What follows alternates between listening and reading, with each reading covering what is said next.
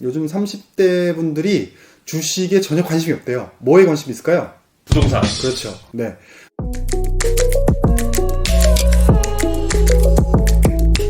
안녕하십니까. 이제이데스크 쭈글린입니다. 오늘의 이제이데스크 뉴스는 딱 하나만 준비했습니다. 뭐 두 개를 준비할 수도 있는데 굳이 뭐 필요가 없을 것 같아서 입만 벌리면 거짓말이 자동으로 나와. 많은 분들이 관심이 많고 요즘 30대들이 모이면 그 얘기만 한다고 하더라고요. 부동산에 대한 뉴스입니다. 정부가 12월 16일인가요? 엄청난 규제를 발표했죠. 보통 규제를 발표하기 전에 기자분들한테 뭐 이렇게 돌리나봐요, 미리. 예를 들어서 뭐 엠바고 요청을 하고 대신 기사를 써야 되니까, 예를 들면 우리가 12월 1일에 어떤 규제를 발표하는데 11월 20일 날 자료를 돌리고 미리 분석을 하고 기사를 써놓고 엠바고 요청을 한 다음에 12월 1일 정부가 규제를 발표하면 기사가 다 같이 이렇게 나오는 이런 시스템을 그동안 했는데, 아마 그게 어떤 뭐 보안 유출이나 뭐 이런 문제가 있었나 봐요. 그래서 이번에는 일절 그런 게 없이 그냥 기습적으로 규제가 발표됐다, 이런 얘기를 하더라고요. 규제를 보면 제가 그걸 다 읽어드릴 순 없고 사실 의미도 없고, 중요한 건 분양가 상한제 확대라던가 9억 이상 초과 아파트는 LTV 비중을 40%에서 20%로 줄인다던가 15억 이상 주택에 대해서 대출을 아예 금지한다던가 전세자금이나 뭐 이런 부분, 실거주에 대한 부분도 강화됐고요. 보유세, 종합부동산세도 강화됐고요. 이런 여러 가지 규제들이 있는데, 규제는 한번 찾아보시면 확인하실 수 있을 것 같고, 결국에 문제는 정부에서는 이제 부동산이 올라가는 가격을 잡겠다는 그런 의도가 있는 거겠죠. 현재 부동산으로 인해서 글쎄 뭐랄까요, 이게 그 상대적 박탈감이라 그래야 되나? 그런 부분들이 사회에 만연하는 그런 분위기가 있기 때문에 집을 가진 사람과, 특히 서울에 집을 가진 사람과 집을 가지지 못한 사람의 이 차이가 되게 심각하게 벌어지고 있으니까, 같은 회사의 같은 동기인데 같은 30대고 저 친구는 예를 들어서 부모님의 도움으로 인해서 서울에 30평 아파트를 소유했고 이 친구는 부모의 도움이 없어서 소유를 못했고, 이런, 혹은 저 친구는 갭투자나 영혼, 그러니까 보통 영끌이라고 많이 표현하거든요. 영혼까지 끌어모아 샀다, 이런 표현을 많이 쓰는데, 저 친구는 영끌을 해서 아파트를 산 친구와 이 친구는 그냥 예전처럼 그냥 월급을 모아서 어느 정도 비율을 맞춰서 뭐 대출 50, 자기 자본 50 이런 식으로 비율을 맞춰서 구매하는 사람들, 구매하려는 사람들, 이런 사람들의 자산의 갭 차이가 너무나 빨리 벌어지고 있기 때문에 실제로 2016년과 지금 한 3년 정도 차이인데 서울 아파트는 대략 한 2배 가까이 올랐습니다. 그러니까 제가 살고 있는 아파트가, 저는 2012년에 이사를 왔는데 2012년에 24평 아파트 매매가가 5억 1,500만 원이었어요. 지금은 실거래가가 9억 5천만 원 정도 넘으니까 거의 2배 가까이 올랐죠. 그 가격이 2012년 가격이긴 하지만 2015년인가까지는 거의 변동이 없었어요. 뭐 5억, 뭐 3천, 5억 4천, 뭐 5억 5천, 뭐 이 정도에서 움직이다가 2016년부터 쫙 오르기 시작했죠. 물론 저는 집이 없습니다. 안 돼! 자, 어쨌든 정부에서는 이 어떤 부동산에 쏠리는 과한 쏠림, 이런 걸 막으려고 하는 거고, 가격 상승을 막으려고 하는 거고, 사회 분위기를 막으려고 하는 거고, 그런 건 이해하는데, 저는 개인적으로 문재인 정부 지금 3년 차에서 이 부동산 정책들이 굉장히 많이 나왔습니다만 결국에는 전공법을 선택하지 못하고 자꾸 우회로만 선택을 하고 있다, 그런 부분에 사실 좀 비판을 하고 싶어요. 결국에 전공법이란 뭐냐? 전공법이란 집은 실거주 하고 싶은 사람들에게는 모기지를 많이 해줘서 집을 구매할 수 있게 하고, 실거주가 아닌 투기나 투자를 하겠다는 사람들한테는 어느 정도 제한을 걸 수 있는 겁니다. 누군가는 자본주의 사회에서 투자하겠다는 사람한테 왜 제한을 거냐? 상품이나 주식이나 어떤 원물이나 여러 가지 투자 상품들은 제한을 걸 필요가 없겠죠. 근데 땅이라는 건 한정되어 있는 자원이기 때문에 땅을 우리가 계속 만들어낼 수는 없는 거잖아요. 누군가 컴퓨터를 1000대를 사겠다, 10,000대를 사겠다, 100,000대를 사겠다, 사면 됩니다. 근데 땅은 내가 1000평을 사겠다, 10,000평을 사겠다, 1,000,000평을 사겠다, 그걸 그대로 냅두면 안 되는 거죠. 왜냐면 우리가 사는 인구들은 정해져 있고 땅이라는 건 한정되어 있는데, 그걸 한 사람이 많이 사게 하면 거기에 페널티를 주는 게 저는 사실 맞다고 생각하거든요. 물론 저랑 철학이 다르신 분들도 있겠습니다만, 물론 제 말이 무조건 맞다고 생각하진 않아요. 저는 그렇게 생각한다는 거죠. 그래서 결국엔 이 전공법이라 하면 뭐냐? 우리나라 부동산은 문제가 거래세가 상당히 강합니다. 취등록세라던가 양도세 같은 부분이 강하고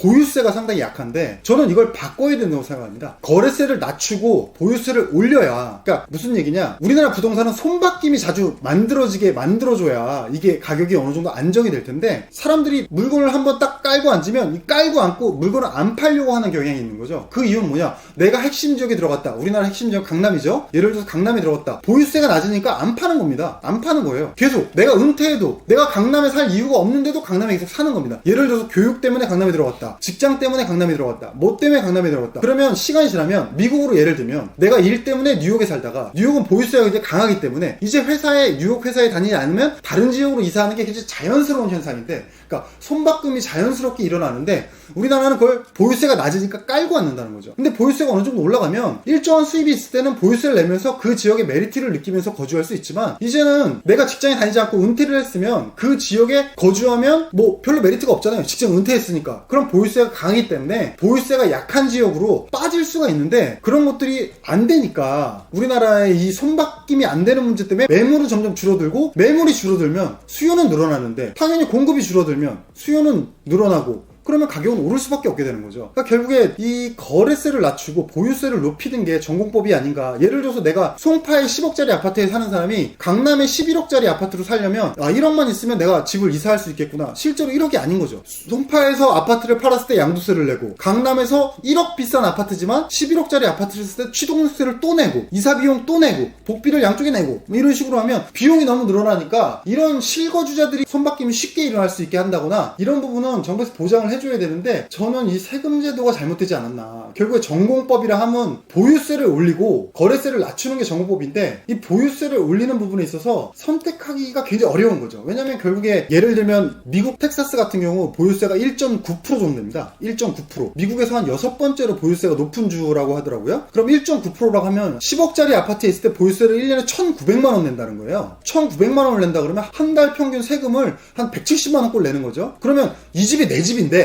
이 집이 내 집인데, 10억짜리 아파트가 내 집인데 마치 170만원 월세를 내면서 살고 있는 것 같은 그런 거예요. 1.9% 상당히 높죠. 저도 상당히 높다고 생각을 해요. 근데 뭐 미국에 무조건 맞다 이런 건 아니지만, 우리나라에서 일정 수준의 보유세는 유지를 해줘야 아까 말했듯이 이 손바뀜이 자주 일어난다는 거죠. 결국에 전공법을 선택하지 못하는 이유에 대해서는 저는 두 가지 요인이 있다고 보는데, 하나는 어떤 취득록세나 이런 부분이 지방재원 그 세원에 굉장히 중요한 요소다. 계속 꾸준히 세원이 들어오니까 이걸 포기를 못하는 거죠. 물론 보유세를 올려도 그거를 등가시킬 수 있으면 상관이 없겠지만 시간이 좀 걸리겠죠. 그 시간이 걸리는 차액의 세금을 메꿀 방법이 또 필요할 거고요.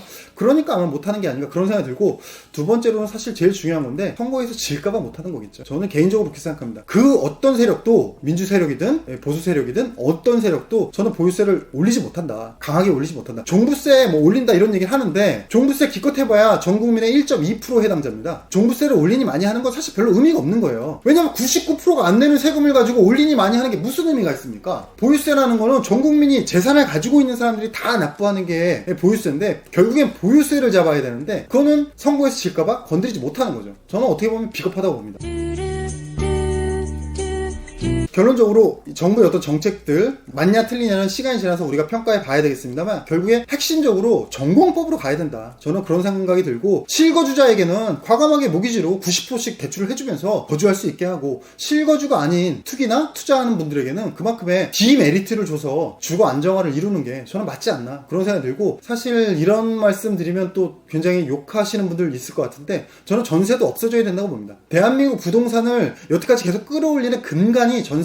그러니까 전세라는 건, 누군가는 전세 없애라 그러면 야 그러면 월세 내고 어떻게 사냐, 그 비용 내고 어떻게 사냐 이런 말씀 하시는 분들이 있겠지만, 저는 전세라는 게 눈앞에 작은 이익 때문에 나중에 더 큰 손실을 본다. 그게 무슨 말이냐, 눈앞에 작은 이익은 낮은 거주비, 더 큰 손실은 자산 가격의 격차를 말씀드리고 싶은 겁니다. 이 전세 때문에 계속 가격이 끌어올리고 있는 거고, 전세 때문에 갭 투자라는 게 있는 거고, 외국에 어떤 나라에서 갭 투자라는 게 있습니까? 갭 투자라는 것 자체가 우리나라밖에 없는 거예요. 그렇잖아요. 전세가 없으면 갭 투자가 발생할 수가 없습니다. 그리고 실거주가 아닌 사람한테는 모기지를 90%씩 안 해주면 되는 거예요. 투자를 하겠다는 사람한테는 야 너 그럼 다 주고 사, 15억짜리 아파트 15억 다 주고 사, 그러면 되는 거예요. 근데 15억짜리 아파트에 내 실거주 하겠다 그러면 그 사람의 수입 비율 DSR 규제를 통해서, LTV와 DSR 규제를 통해서 모기지는 80%씩 해주고, 대신 그 사람이 그만큼의 소득이 있으면 그렇게 대출을 해주면 되는 겁니다. 저는 이런 전공법을 가야지 주거 안정화가 되지 않을까. 누군가는 공급을 많이 하면 된다. 공급을 서울에 100층 아파트 계속 지으면 가격이 떨어질까요? 저는 공급을 많이 하는 건 답이 아니다 그런 생각이 들고, 또 결국에 계층별로 구별해서 사는 게 좀 필요하다. 그러니까 부자는 부자끼리, 가난한 사람 가난한끼리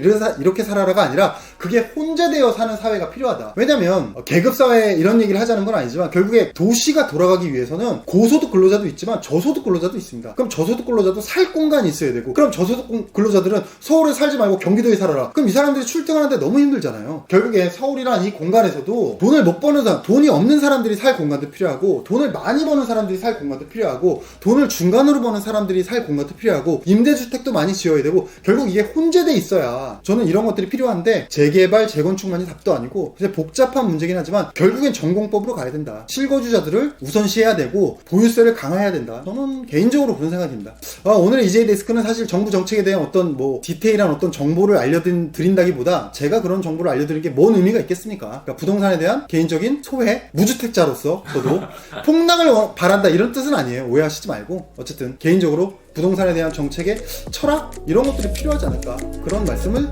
드렸습니다. 네, 감사합니다. 네, 여러분 안녕히 계십시오.